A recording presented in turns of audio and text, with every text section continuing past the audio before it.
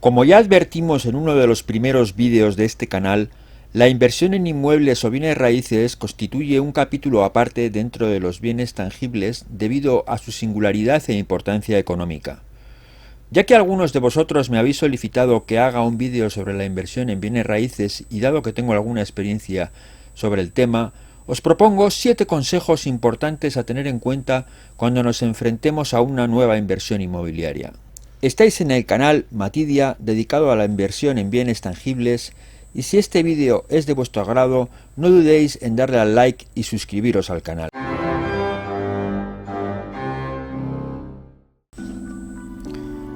El primer consejo a la hora de abordar una inversión inmobiliaria es que tenemos que buscar una inversión que sea adecuada a nuestro capital, al capital del que disponemos. Si no tenemos mucho dinero, no nos podemos meter en una vivienda de precio elevado, porque eso nos va a provocar un apalancamiento bancario excesivo que a medio o corto plazo, si no conseguimos resolver la situación, puede llevarnos a estar ahogados y si el tema todavía se alarga más, a una venta precipitada, incluso a pérdidas, incluso a tener que entregar la vivienda. Existen otras alternativas para hacer pequeñas inversiones inmobiliarias. No tenemos que irnos siempre a comprar una vivienda o una casa. Podemos empezar comprando un pequeño local comercial, podemos empezar comprando un trastero, un garaje, incluso una concesión municipal.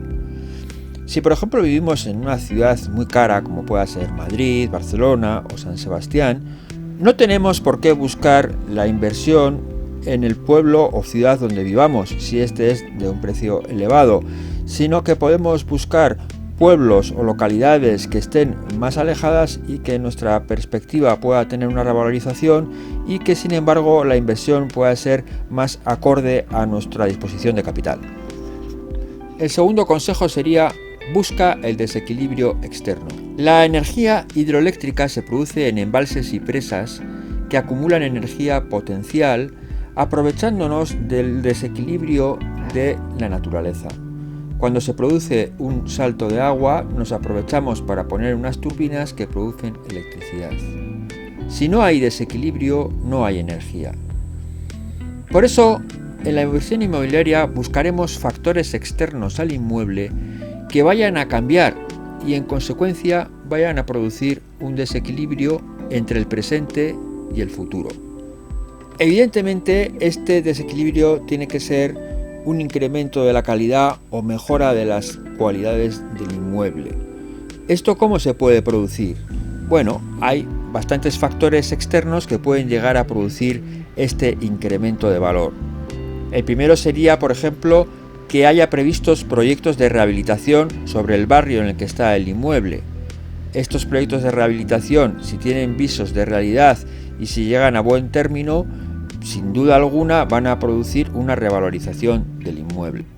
Otro factor externo puede ser que esté prevista la construcción de grandes centros comerciales, centros económicos, campos deportivos, instalaciones de todo tipo que atraigan público en las cercanías. Asimismo, buscaremos también nuevas autopistas o carreteras que acorten y faciliten el acceso a ese pueblecito o a ese solar que en este momento está mal comunicado, que con la construcción de una nueva carretera o autopista puede quedar a tiro de piedra de una gran ciudad, donde los precios son mucho más elevados. Por último, el factor externo que hace las delicias de todos los especuladores en este país es el que podamos prever que la calificación urbanística del solar o del edificio en el que nos hemos fijado vaya a cambiar. Esto, por supuesto, requiere cierto conocimiento para hacer una prospección urbanística de cómo están las ordenanzas de la legislación sobre ese solar.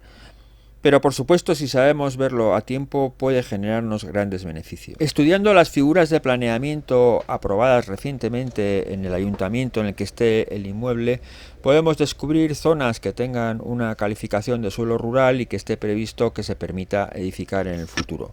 Este es el típico pelotazo urbanístico al que están acostumbrados todos nuestros políticos. El tercer consejo sería buscar desequilibrio pero interno. Buscar el desequilibrio interno dentro del inmueble. Puede haber factores intrínsecos al local que pueden cambiar en el futuro o que nosotros podemos hacer que cambien. Un ejemplo claro sería encontrar un local comercial que esté permitido legalmente transformarlo en una vivienda. Por supuesto, en muchos barrios los locales comerciales, y más hoy en día con el comercio electrónico, empiezan a no tener valor y muchos ayuntamientos están entrando por el aro de permitir que se transformen en viviendas. Una vivienda tiene mucho más salida que un local comercial en un barrio, a no ser que sea céntrico. Otro ejemplo claro sería un piso antiguo de gran tamaño que podamos dividir en dos o incluso en tres, o en dos pisos y un local, o un piso y un local, un piso y un trastero. Hoy en día los pisos grandes tienen poca salida y sin embargo cada vez, como la gente tiene menos hijos y hay más gente que vive sola, los apartamentos pequeños proporcionalmente son mucho más rentables. Sin embargo, esto es una cosa que parece fácil, pero que hay que tener mucho cuidado, puesto que necesitamos un montón de autorizaciones y habrá que comprobar la legislación de cada ayuntamiento y de cada país, que en algunos sitios se puede hacer fácilmente y en otros sitios es casi imposible. Otra posibilidad sería una vivienda unifamiliar con un terreno o jardín que no tenga agotado el aprovechamiento urbanístico. ¿Esto qué quiere decir? Que se pueda construir más de lo que tiene construido. Nosotros no podemos construir lo que queramos en un solar o en un edificio. Nosotros tenemos que ceñirnos a las ordenanzas urbanísticas. Pero hay villas con terrenos o edificios que tienen posibilidad de ampliarse, bien sea en altura o bien sea con una construcción adicional.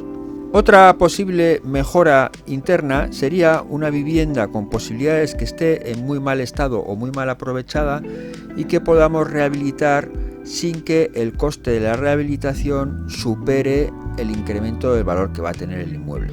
Para eso es importante fijarse en cuáles tendrían que ser los cambios a introducir en la vivienda para que tuviera un aspecto atractivo hoy en día, y muchas veces simplemente es con un lavado de cara que el piso se revaloriza terriblemente. El cuarto consejo sería buscar una financiación adecuada. Siempre que el inmueble permita generar deuda buena, es mejor financiar la compra que gastar todos nuestros ahorros en un inmueble. Incluso si tenemos el dinero para comprarlo, si el inmueble es capaz de generar deuda buena, es mucho mejor financiarlo.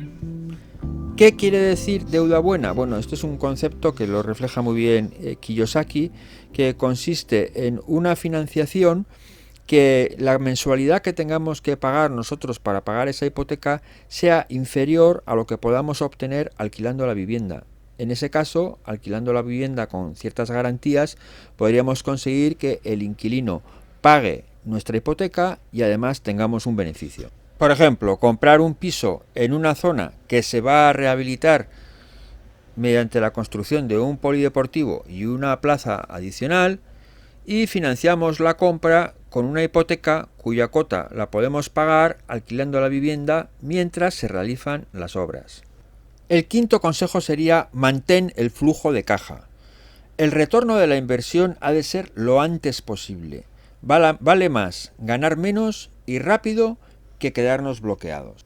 En este sentido, la deuda buena nos puede ayudar a generar ingresos y mejorar notablemente el flujo de caja. Hay que tener en cuenta que una decisión equivocada puede dar al traste con toda nuestra economía si nos vemos atrapados en un inmueble de difícil venta y una hipoteca imposible de pagar. Incluso aunque esto no sea así, la interrupción del flujo de caja y nuestra descapitalización nos puede llevar a perder otras oportunidades todavía mucho más interesantes. El consejo número 6 sería: busca información urbanística. La falta de información correcta sobre la situación y las posibilidades urbanísticas de un inmueble o solar puede hacernos perder mucho dinero. La información urbanística no se consigue preguntando al amigo o cuñado arquitecto, sino dando la lata a la administración.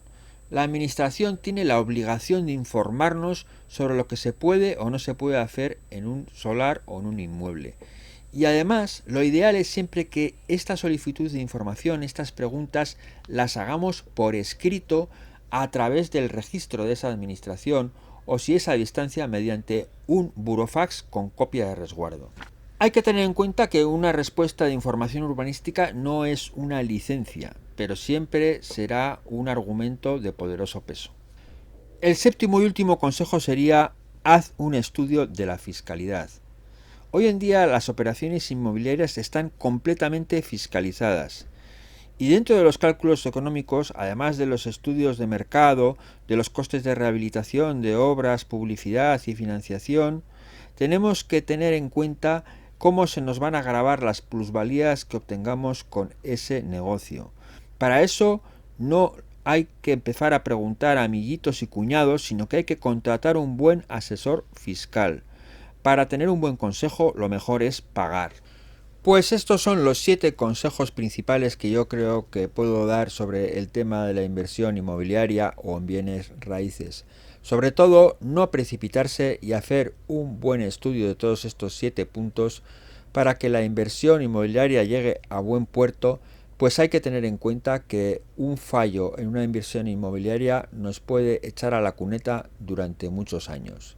Espero que os haya gustado el vídeo y os animo a que os suscribáis al canal. ¡Hasta pronto!